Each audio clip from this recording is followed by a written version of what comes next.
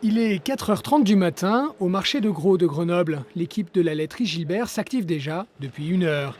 Elle prépare les commandes pour les traiteurs et les restaurants de l'agglomération. Les yaourts et les crèmes qui font la renommée de la maison Gilbert depuis 1948, mais aussi des fromages typiques de toute la région. Donc ça, c'est un persillé de Tignes. Persillé de Tignes. Donc c'est un fromage de Tignes, c'est un persillé naturel.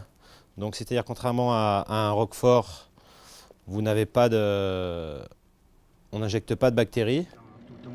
Et c'est parti pour la livraison dans les rues encore désertes. Priorité aux hôtels.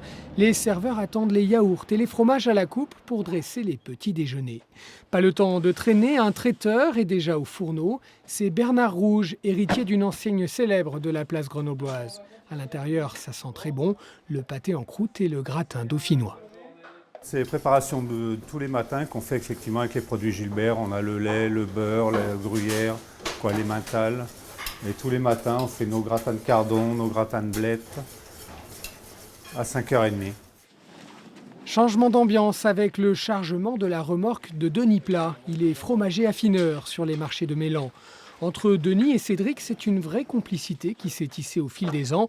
Une passion partagée pour les produits de qualité. C'est un échange en fait.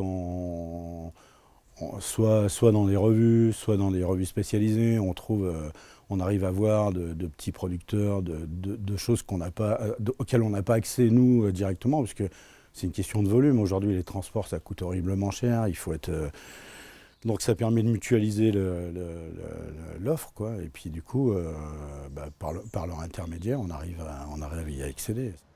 C'est toute cette recherche du goût que les associés de la laiterie Gilbert ont décidé de mettre en valeur en développant un réseau de magasins franchisés.